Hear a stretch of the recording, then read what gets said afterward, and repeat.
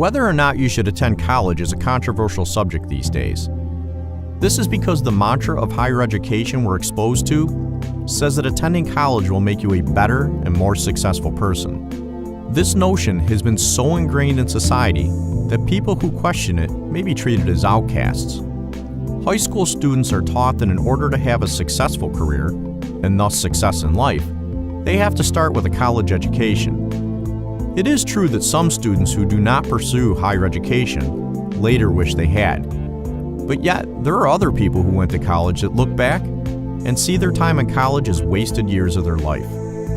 They either dropped out early or obtained a degree for which they have no use for in their current career. If you don't think this is a big problem, then you'll be shocked as we prove to you that college attendance is in a bubble.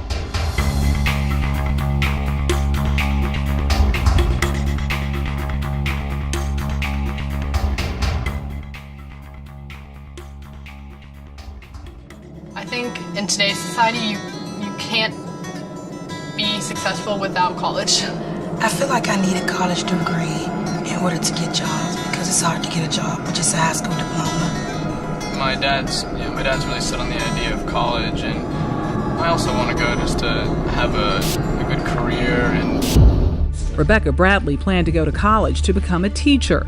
Just in Pennsylvania for state schools, a lot of them were $23,000. I'm doing the math myself and I'm like, I don't know how I'd pay this on a teacher salary. I have no idea how any of this would work. So Bradley abandoned her dream of a college degree and enrolled in beauty school. There's a huge disconnect between what colleges are teaching and what companies want in future hires. I mean, half of college graduates under the age of 25 don't have jobs or are underemployed. That's half. It's 1.5 million kids who can't get jobs. The perception of the need to attend college has been drastically increasing in recent decades. Today's generation of young adults sees the value of a degree differently than their grandparents did at the same age. Half a century ago, college was not everyone's realistic aspiration. In 1970, according to the U.S. Census, over 60% of heads of households had no college education. Back then, there were many jobs that were available to get right out of high school. Only 26% of middle-class workers actually had a higher education. Today, 60% of jobs require a post-secondary education. In 1945, only 15 to 20% of high school students went to college. This number increased to 40% by 1960. Under President Lyndon Johnson, the most comprehensive national legislation concerning higher education was enacted, the Higher Education Act of 1965. It gave broad federal assistance to both public and private colleges and individual students. Later, in 1979, we saw the establishment of the Department of Education. As government increased involvement over the years, we ended up in the situation today where the average cost for a public university, when adjusted for inflation, has more than doubled. Even though the cost is up dramatically, now a majority of high school graduates enroll in college. In fact, according to the National Center for Education Statistics, over 2/3 of high school graduates are starting college immediately after high school. For fiscal year 2013, 1/3 of the Department of Education's $65.7 billion budget was appropriated for Pell Grants for college students. This figure is 8.5 times the original Pell Grant allocation in 1980 of $2.6 billion. The climate of the college arena has definitely changed from decades past. We have both a massive increase in students and a massive increase in government grants and loan funding. Both these statistics translate into increased costs, and the increasing cost to attend an American university is massively outpacing the benefits of actually attending. Studies are showing that by this year, half of college graduates have jobs that require less than a bachelor's degree. According to the Bureau of Labor Statistics, the number of college students working minimum wage jobs has doubled in just the last 5 years. It's probably safe to say that these young adults didn't go to college in order to advance their career with Walmart or McDonald's. However, these and similar jobs are the ones that have lowered the unemployment rate in recent years, giving the government something to tout as a pickup in the economy. Add to this the reality that the average student is graduating with $35,200 of total debt, according to CNN last year, and we have a definite recipe for unsustainability in college attendance. It was very common in the 1960s and 70s for men and women to pay their way through college on a part-time salary while renting a small apartment. They even graduated debt-free. They got the full benefits of a college degree without 10 years or more of loan payment debt hanging over their head. Today is obviously a different story.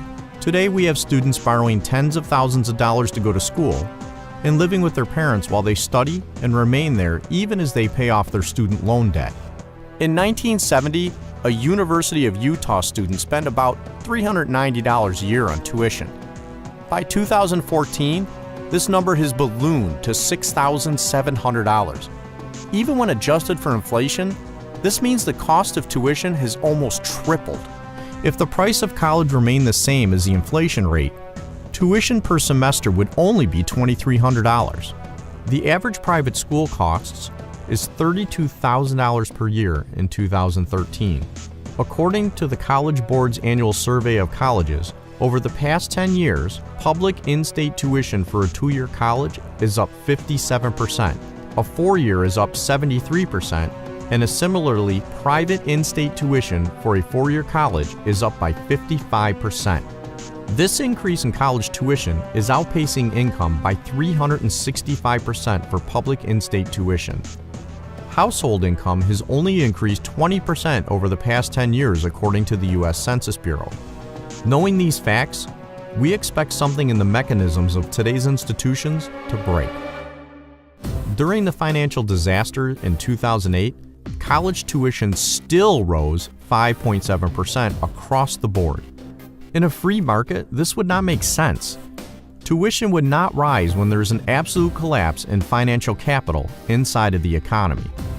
In the same way the government caused the housing bubble and resulting crash, it is fueled and will be the cause of the upcoming great college bubble and crash.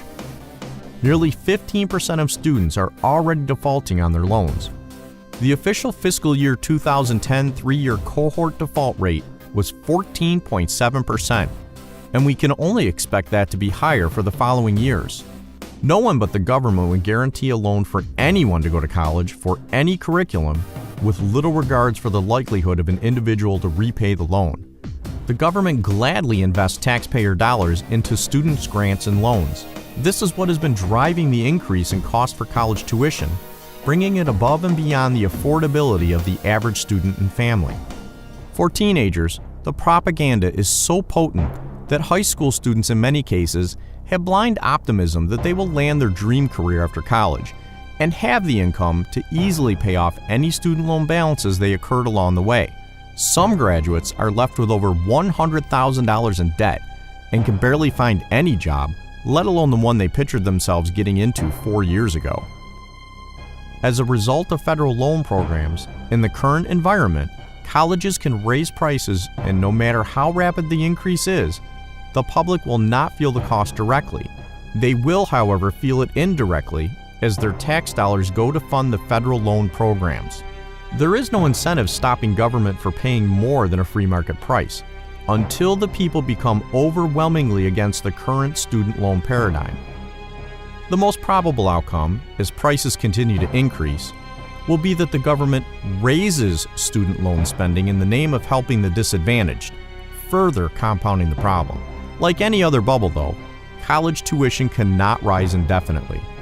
Eventually, something will cause the great college bubble to pop. Outstanding student loan debt is over $1.2 trillion. This is nearly 50% higher than outstanding credit card debt.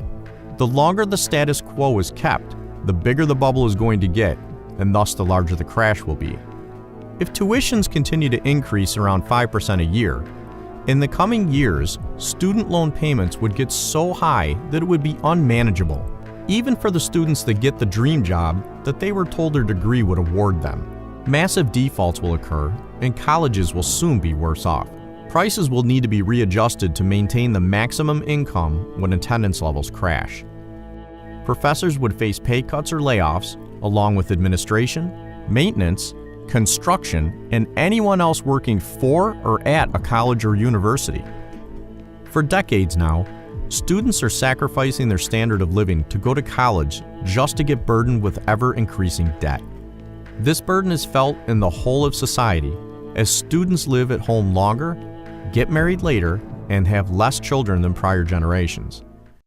Like what happened after the Federal Housing Administration was created, where standard mortgage terms went from 5 to 30 years, we expect the next step for colleges and government to be to extend the student loan length of terms.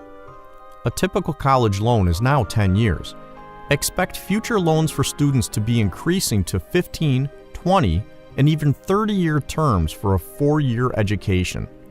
And remember, college loan debt is already one of the toughest to be forgiven in a bankruptcy. The cost of going to college will soon outweigh the benefits for the average American.